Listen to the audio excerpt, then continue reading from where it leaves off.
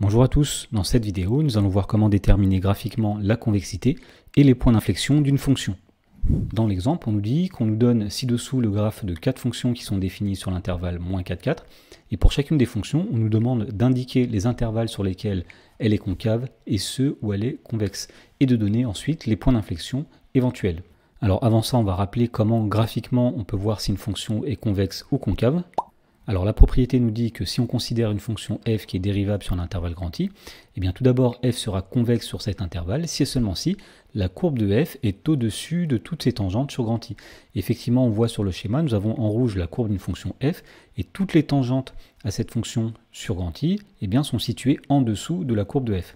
Alors à l'inverse, une fonction f sera concave sur l'intervalle grand I si et seulement si eh bien, la courbe de f est toujours en dessous de ses tangentes. Autrement dit, si les tangentes sont, elles, au-dessus. Alors une façon de se souvenir de la convexité et de la concavité, pour la convexité, en général, on a des courbes qui regardent vers le haut, et pour la concavité, on a des courbes qui regardent vers le bas. Et la dernière chose à connaître, eh bien, on dit qu'un point grand A de la courbe de f est un point d'inflexion si la tangente à la courbe au point A traverse la courbe. Autrement dit, c'est lorsque la courbe passe de convexe à concave ou bien de concave à convexe. Alors dans la première question, ici, nous avions la courbe d'une fonction sur l'intervalle moins 4, 4, et on voit que toutes les tangentes seront toujours situées en dessous de la courbe. Et bien ça signifie que la fonction f, c'est une fonction qui est convexe sur l'intervalle moins 4, 4. Dans la question numéro 2, alors on voit au départ que les tangentes sont situées au-dessus de la courbe, comme ceci. Ensuite, il y a un endroit ici pour x égale 0 où la tangente va traverser la courbe. Et ensuite, eh bien, toutes les tangentes sont situées en dessous de la courbe.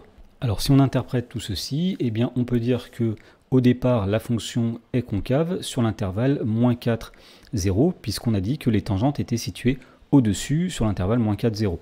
Ensuite, entre 0 et 4, eh bien, nous voyons que les tangentes sont situées en dessous, donc la fonction est convexe sur l'intervalle 0, 4. Et puis, donc, il y a un endroit où la tangente eh bien, va traverser la courbe, c'est le point grand A qui est ici. Et puisqu'on passe de concave à convexe, c'est ce qu'on appelle un point d'inflexion. Donc le point de coordonnées 0 en abscisse, 1,5 en ordonnée, eh bien c'est un point d'inflexion à la courbe.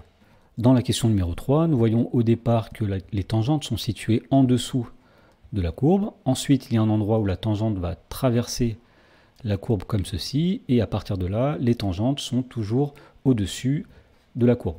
Donc si on résume, au départ, puisque toutes les tangentes sont situées en dessous de la courbe, eh bien, au départ, la fonction f est convexe, donc f est convexe sur l'intervalle moins 4, 1.